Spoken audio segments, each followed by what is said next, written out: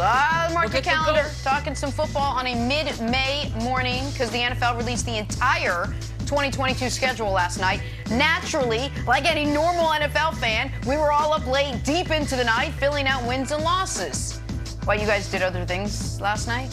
Not Nick. Nick, start with you. You picked all 17 games for the Chiefs, shocking as that may be. How do you see it all playing out? Well, and by the way, I believe Tuesday morning on FS1, I will have revealed all 17 games for all 32 teams. The entire NFL season picks revealed Tuesday. I'm not sure when. Sometime on this show. This is 7:30, 9:30. Okay, Chiefs though first. There's a scurrilous rumor going around that I picked them to go 20-0 last year. I did not. Check the tapes. I picked 14-3. After week 1, I said we have to open up the possibility that they go 20-0. Check the tapes. This year, ratcheting down just a bit. Who has 12-5. Here's why. Here's why 12-5. Hardest schedule in the league by a mile. The Chiefs. The first team in NFL history to start the season with 8 straight games against teams with winning records. So what do I think? I think they lose to the Colts. Colts been a traditionally tough matchup for the Chiefs. Very good in the trenches. They now have a real quarterback. That's a loss. I think the Chiefs lose to the Bills. I think the Chiefs in that game hold a little bit back. They're like, oh, we're going to beat you in the postseason. A little vanilla game plan against the Bills. And then, after losing to the Bills, a little letdown looking into the bye. San Francisco, Trey Lance, you know how I am on him and Kyle Shanahan. They lose. It's like, oh, is there something wrong with the Chiefs? 4-3 start. After the bye, a couple wins, then a couple losses. Chargers get them. Rams get them. And everyone's like, oh, the Chiefs. Oh, is Mahomes figured out? They're 6-5. And then blammo! 6 straight wins to end the season. Hottest team in the league going in the playoffs. The number 2 seed like they were last year. There it is. 12-5, Brew, for my Chiefs, even though you've abandoned Mahomes the way Wild's abandoned Ja. Don't tell me you say he has GOAT potential. You don't like him. You think he has stupid hair. You make fun of his brother. You don't like him. Oh, no. I love Patrick Mahomes. I definitely do. So I'm still on the Mahomes GOAT potential bandwagon, but I'm realistic. And more importantly, I'm dripping with objectivity. Congratulations, Nick, for not saying they go 17-0. I will give you credit. That is progress, okay? I'm shocked that you've got them starting 6-5. This is a lot like last year, I guess, is what you think is going to happen. My biggest beef is you've got them beating, looks like week 14 and week 7, 16. Mr. Unlimited, Russell Wilson, twice. It's not going to happen. They're going to split. Now, by the time they meet each other, Mr. Unlimited will be completely acclimated to his new squad. They'll be rolling.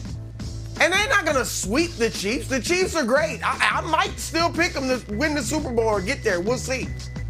But they will split. So that's my beef. It won't be 6 straight wins to end the season. 12-5 is pretty good. That's a pretty good prediction. But no, they're not sweeping Mr. Unlimited, no matter how corny you think he is.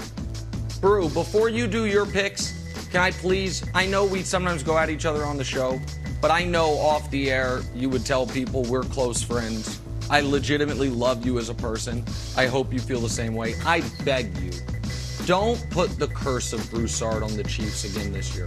Please don't. They can't handle it. They're a good team. They can't handle it. Pick anyone you want, but not the Chiefs to win the Super Bowl. I implore you. I beg of you as a friend and a colleague. You know what? I'm this close to just blurting out Chiefs winning it all this year, but no. I'll save I'll save you that for at least a few months. At least a few months. All right, let me go to my predictions. I'll do Tampa Bay. I'll go to the NFC. And I'm not ready yet to pick my Super Bowl teams, as I said. But this is all contingent, Nick, of course, on a 45-year-old quarterback playing more like a 35-year-old quarterback like he did last year than a 45-year-old. And Tom Brady and the Buccaneers, I might be being a tad bit ambitious, but I think they go 13-4. Duplicate what they did last year. I might be a tad ambitious, but let's see the schedule. They'll start slow, 2-2, but they beat Dallas. I mean, Brady's 6-0 against the Cowboys. Never lost to him. Beat Green Bay. Jameis, dark horse MVP candidate last year before he went down with the injury. In his second game back, assuming he's back, he still will beat Brady. Brady's 0-4 against New Orleans since he's been in Tampa in the regular season. Of course, he can get him in the playoffs. So I think that trend will continue. I think he beats Aaron Rodgers in week 3. And then, Nick, I'm giving you Chiefs. You might not like this, but I think they get Tom Brady a little bit, just a little bit of revenge for Patrick Mahomes. He's got to do it in the postseason, of course, but a little bit of regular season revenge for him for Brady beating him all the time in the big games. Look, I got him going 5-1 in their division. We know how weak the NFC South is. They'll split with New Orleans, as I said. I got him going 3-1 against the AFC North. Now, AFC North's going to be strong. Pittsburgh doesn't have a quarterback. Baltimore, Lamar will be back, but I don't know. I'm kind of shaky on them. And they get Cleveland. Deshaun Watson should be back by then, but who knows how acclimated he'll be to his new club. And it's after a bye week. So I think they beat Cleveland, but I think Cincinnati will get them late in the season. But I got them going 13-4 and with a real chance to come out of the NFC. Rams beat them. And I said the Bengals, so I think it could be a nice season for Tom Brady and the Bucs. I think that looks good. I think he gets over on the Rams, though. I think the Rams are going to have a little Super Bowl hangover. I know the Super Bowl hangover is about the losing team, but regardless, I still think the Rams are not going to be as hot as I don't think the Rams are going to be that good.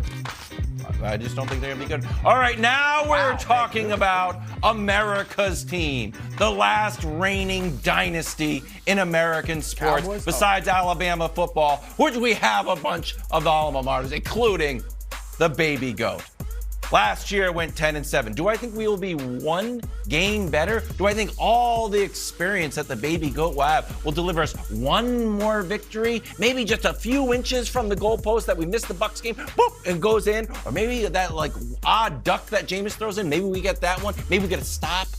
Maybe we get one more game. That's all I am. So that's what I'm predicting. 11-6.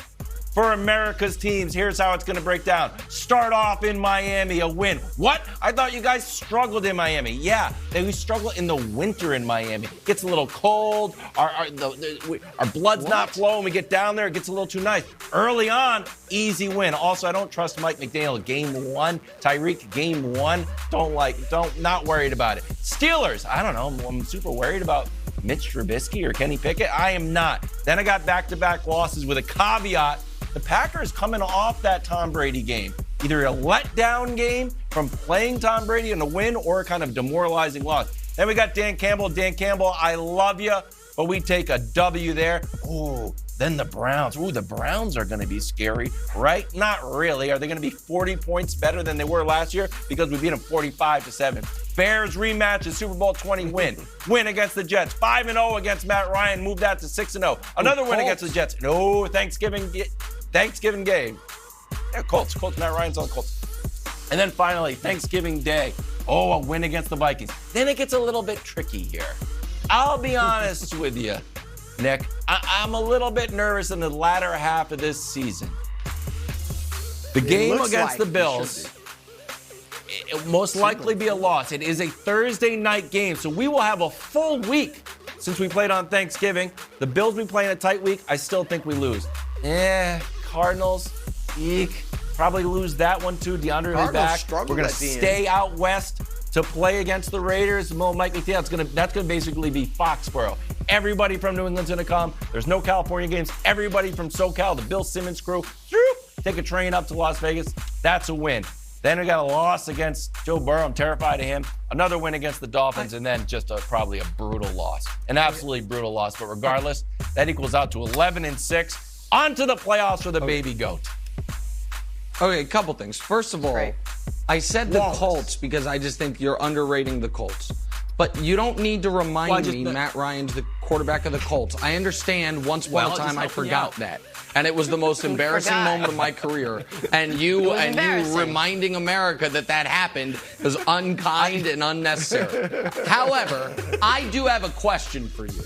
Because you have talked about how devastating the loss of Tyreek Hill will be for the Chiefs.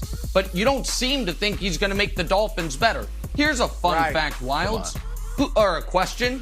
Do you know who the president was the last time the Patriots went 2-0 against Miami? The answer is Barack Obama. The last 10 meetings against Miami, the Patriots are 4-6. And they got swept by them last year. What makes you think all of a sudden the Patriots are going to sweep the Dolphins after going 0-2 against them last year and splitting with them each of the previous 4? How are they sweeping the Dolphins that are supposedly better with the addition of Tyreek Hill? Explain it to me. I don't, because I believe we are hold on, I've got my statistics here. We lose early on. That's the issue. We lose when we go to Miami late in the season. We lose. Well, we play right away. Right away is fine. Go down there and get the win.